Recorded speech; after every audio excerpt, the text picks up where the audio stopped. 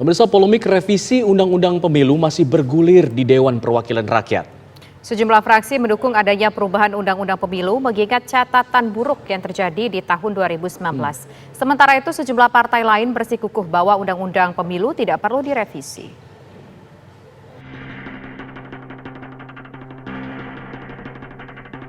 Revisi Undang-Undang Pemilu yang tengah dibahas di Dewan Perwakilan Rakyat atau DPR masih menjadi perdebatan panas dan belum menemukan titik temu. Sebagian fraksi mendukung adanya revisi, sementara sebagian lagi bersikeras tidak perlu adanya revisi. Salah satu catatan dalam Undang-Undang Pemilu yang menjadi polemik adalah waktu pelaksanaan pilkada serentak yang akan dibarengi dengan pemilihan presiden dan pemilihan anggota legislatif yang jatuh di tahun 2024. Pengalaman buruk pemilu 2019 menjadi salah satu alasan munculnya draft revisi Undang-Undang Pemilu. Sementara itu, kondisi pandemi yang belum tahu kapan akan berakhir dijadikan alibi pilkada di tahun 2022 atau 2023 tidak mungkin dilakukan. Partai Amanat Nasional menjadi salah satu partai yang menolak upaya merevisi Undang-Undang Pemilu. Ketua Umum PAN Zulkifli Hasan menyatakan perubahan RUU Pemilu belum relevan untuk dilakukan, mengingat kondisi bangsa yang belum pulih dari dampak pandemi. Undang-undang pemilu nggak ada kaitan dengan pemerintah kita. Ini kita mengambil keputusan sendiri. Karena ada yang tanya sama saya, Pak, apakah pernah ketemu presiden membahas soal undang-undang? Nggak pernah soal itu. Ya, ini putusan resmi kita. Saya kira demikian. Inisiatif dari DPR dan PAN sudah PAN, karena kami sudah mengkaji, kami menghitung, kalau ada perubahan belum tentu lebih bagus. Belum tentu lebih bagus. Ya, yang diramaikan pemilu tertutup, kemudian PT naik, mantan HTI boleh apa tidak, EPI boleh apa tidak membicarakan substansi yang penting.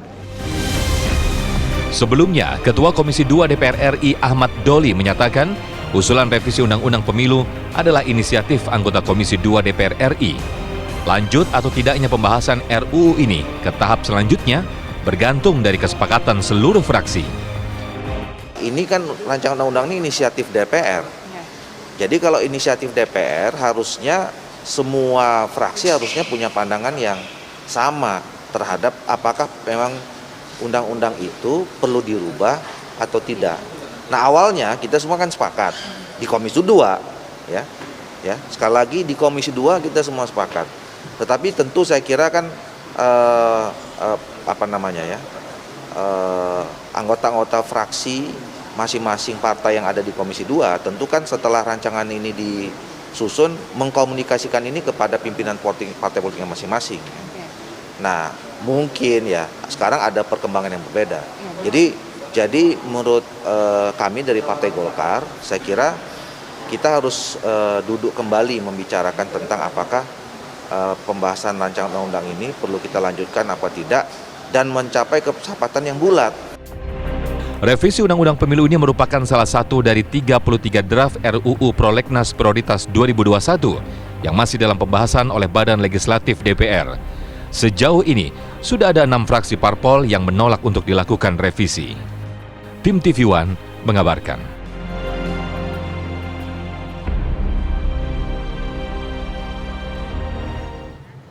Pemirsa, draft revisi Undang-Undang tentang Pemilihan Umum menjadwalkan pelaksanaan pilkada dipercepat pada tahun 2022 dan 2023. Sementara menurut Undang-Undang Pemilu dan Pilkada yang masih berlaku, pilkada akan digelar secara serentak pada tahun 2024. Munculnya usulan perubahan ini karena ada kekhawatiran jika pilkada tetap dilakukan pada tahun 2024, maka 100 lebih kepala daerah akan dipegang oleh pejabat sementara. Ya, selain itu pemirsa, berkaca pada pengalaman pemilu tahun 2019 lalu menunjukkan banyak korban penyelenggara pemilu yang berjatuhan akibat penyelenggaraan pilkada dan pilpres dilaksanakan secara serentak. Posisi partai politik tentang revisi undang-undang pemilu ini pun terbagi dua. Ada yang setuju tetap dilakukan di tahun 2024, namun ada juga yang menginginkan untuk dipercepat ke tahun 2022 dan 2023. Lantas apa untung ruginya bagi rakyat jika pelaksanaan pilkada ini dipercepat ke tahun 2022 ataupun di tahun 2024, pemirsa tetap di tahun 2024. Untuk membahasnya telah bergabung bersama kami ada sejumlah narasumber, ada politikus dari PDIP, Bang Arteria Dahan, kemudian juga ada politikus dari PKS, Pak Hidayat Nur Wahid, dan juga pakar politik Bu Husnul Mariah. Assalamualaikum, selamat sore semuanya. Waalaikumsalam warahmatullahi. Selamat sore semuanya. Ya, pertama kita Waalaikumsalam. Selamat sore. Pertama kita mungkin ingin tanya dulu nih ke Bang Arteria Dahlan. Kalau dari PDIP sendiri standing point-nya bagaimana? Saya dengar-dengar katanya tetap ingin di tahun 2024. Apa pertimbangannya, Bang Arteria? Jadi kalau PDI Perjuangan berada dalam posisi bahwa pemilu itu harus menjadi sarana perwujudan kedaulatan rakyat yang konstitusional. Kemudian pemilu juga harus bisa menghasilkan wakil rakyat dan pemerintahan negara yang demokratis. Demokrasinya tidak prosedural tapi substansial, yang betul-betul merepresentasikan suara rakyat. Setelah selesai election atau pemilu, terpilihlah pilihan pemimpin yang tepat sesuai dengan keinginan rakyat. Jadi bagi PDI Perjuangan, memang kita membutuhkan pengaturan pemilu yang baik, sistem pemilu yang baik. Bagaimana mewujudkan sistem ketatanegaraan yang demokratis, tapi berdasarkan Pancasila dan Undang-Undang Dasar 1945. Jadi nggak hanya demokratis di sana, kemudian juga berintegritas, tidak terpengaruh dengan pengaruh kekuasaan maupun pemegang kapital, serta menjamin konsistensi kepastian hukum. Tidak ada kepastian hukum, tapi dia konsisten pasti hukumnya. Baik. Nah, ini yang menjadi bagian dari pencermatan PDI Perjuangan, dan kemudian terakhir baru efektif dan efisien. Jadi efektif dan efisien itu butir terakhir. Pada saat waktu itu kami ingin mengingatkan kita membentuk undang-undang pemilu. Bukan dibalik, efektif dan efisien terlebih dahulu baru sana. Dan sekarang efektif dan efisiennya, ya, ini pun harus juga kita evaluasi lagi. Nah, tapi kami lebih memilih PDI Perjuangan, kita ingin kalaupun akan dilakukan revisi, kita juga lihat bagian mana yang perlu direvisi. Karena keserentakan ini adalah amanat daripada undang-undang pemilu yang dibuat bersama partai politiknya, yang partai politiknya masih yang sama ini. Baik. Nah, Bang tapi Arteria, kami ingin menghimbau, Bang Arteria, tapi juga kami informasikan sedikit, Mas. Ya. PDI Perjuangan memiliki 8 titik pencermatan. Pertama, bagaimana desain ideal terkait dengan keserentakan pemilu itu sendiri. Kemudian bagaimana menata kelembagaan pemilu, yang kita lihat evaluasi 2020 ini kan Bawaslu-nya berantakan. Bagaimana kepastian parliamentary threshold, kemudian juga presidential threshold, kemudian kesederhanaan pemilu. Bagaimana juga dengan transparansi keuangan terkait dengan masalah money politik dan peradilan khusus pemilu, serta mengantisipasi bagaimana penyimpangan pilkada ini tidak hadir kembali. Mungkin bagian awal sebelum kita bicara revisi, PDI lebih memilih ke arah sana. Kalau tadi Bang Adria sempat menyinggung masalah demokratis gitu, mengedepankan demokratis, revisi kan juga bagian dari demokratis gitu, Bang. Dan juga mempertimbangkan adanya potensi menimbulkan banyak korban seperti yang terjadi di pemilu serentak sebelumnya. Apakah juga tidak menjadi masuk dalam pertimbangan PDIP mengenai hal itu? Iya, makanya kalau kita mau berani jujurlah sejak dalam pemikiran. Kalau yang dikatakan begitu, solusinya adalah mengembalikan ya metode, sistem dan waktu ke pemilu pada saat yang kemarin. Tentunya bagi PDI Perjuangan sangat diuntungkan. Distribusi kekuasaannya dengan mudah bisa dikelola, tidak seperti serentak-rentaknya. Tapi kita lebih memilih bagaimana kita konsisten dengan hukum negara. Nah, yang kedua, banyak hal, kalaupun kita ingin sampaikan alasan yang Mas sampaikan tadi, Mas Alfat, kita sudah mengantisipasi kalau begitu bagian mana yang ingin kita rubah, yang bisa lebih demokratis. Kami sudah menawarkan, bahkan kami juga membuat yang namanya 8 critical issues. Kita juga buat yang namanya sistematika bagaimana hal-hal apa saja yang ingin dirubah. Bicara mengenai besaran dapil, kita bicara mengenai metode pencalonan, kita bicara mengenai metode pemberian suara, kita bicara dengan hal-hal yang lebih teknis, namanya aja penyempurnaan. Tapi bukan kembali ke yang basic. Kapan akan dimulainya pemilu? Apakah serentak tahun 2024, 2027, 2000 dan itu kan namanya bukan penyempurnaan. Gitu loh. Jadi yang ingin kita sampaikan ya, kita harus jujur sejak dalam pemikiran.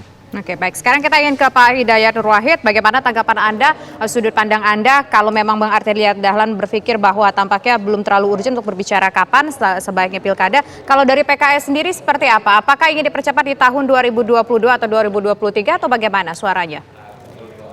Ya, ini adalah demokrasi Pancasila memang ya, yang mengenal tentang adanya musyawarah, mufakat, yang mengenal adanya perwakilan, yang mengenal adanya pemilu. Jadi kita semuanya saya kira sudah selesai ya di tingkat itu. Kita bicara tentang demokrasi, tentu basisnya adalah Pancasila, dan itulah yang sudah kita kerjakan selama ini. Tapi juga dalam waktu bersamaan, undang-undang yang akan dibahas tadi, yaitu undang-undang tentang pemilu, undang-undang nomor 10 tahun 2016, ternyata kan juga sudah mengalami perubahan. Di pasal 201 ayat 6, itu kan menegaskan tadinya pemilu tahun 2020 itu diselenggarakannya adalah pada bulan September.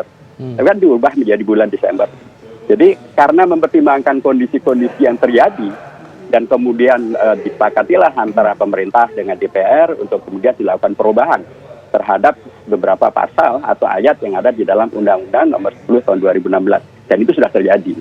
Artinya adalah bahwa baik DPR maupun juga pemerintah sesungguhnya sangat mempertimbangkan tentang kondisi-kondisi yang berkembang, dan atas dasar itu kemudian aturan-aturan itu dibuat dan disepakati. Dan bila itu kemudian dilanjutkan, maka kita akan mendapatkan bahwa semuanya ingin pilkada itu adalah pilkada, pileg, pilpres, semuanya adalah dalam rangka menghadirkan demokrasi yang lebih berkualitas, kemudian hak rakyat dan kedaulatan rakyat yang tidak teramputasi, tidak terbonsai, dan kemudian hadirlah wakil-wakil rakyat yang berkualitas. Itu semuanya saya yakin menjadi komitmen kita semuanya. Tetapi dalam perjalanan menuju ke sana, kita semuanya mendapatkan beragam fakta kok. Misalnya tentang tadi undang-undang tentang pemilu nomor pasal 6 dari ayat 201 ayat 6 sudah mengalami perubahan. Itu ada satu fakta.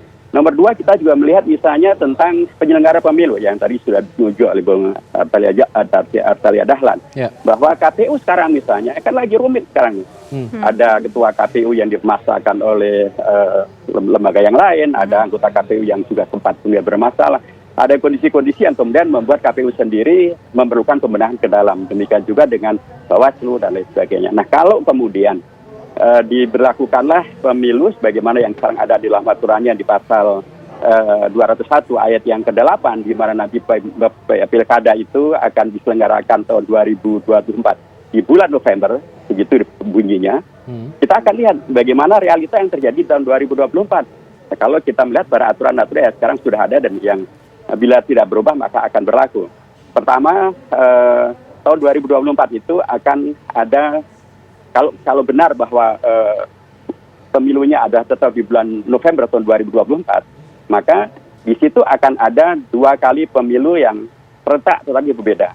Pemilu serentak tentang Pilpres dan Pileg yang diselenggarakan pada bulan April, dan kemudian dengan segala permasalahannya kalau ada penuntutan ke KPU dan ke MK dan lain sebagainya, mungkin baru akan selesai bagaimana tahun 2019 yang lalu pada sekitar bulan Agustus. Setelah itu akan ada kemudian peristiwa pelantikan presiden pada tanggal 20 Oktober tahun 2024. Dan kemudian bulan November, sesuai dengan pasal 201 ayat 8 tadi, diselenggarakan pilkada. Anda bisa bayangkan bagaimana kehebohan di tingkat nasional, bagaimana kehebohan rakyat, bagaimana kesulitan yang akan mereka terima, termasuk penyelenggaranya, KPU, Bawaslu, dan seterusnya. Bagaimana menyiapkan itu. Terus kemudian juga yang kalau kita belajar dari pengalaman pemilu tahun 2019, itu hanya 2 peristiwa pemilu yang diselenggarakan, yaitu pilkada dan pileg dan pilpres. Baik.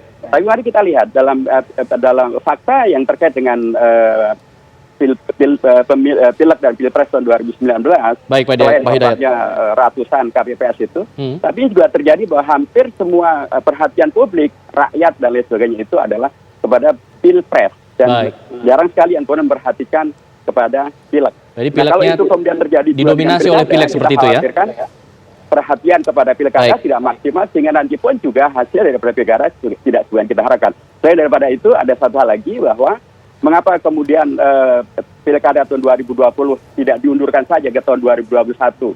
Baik. Karena alasan ada COVID-19 dan lain sebagainya.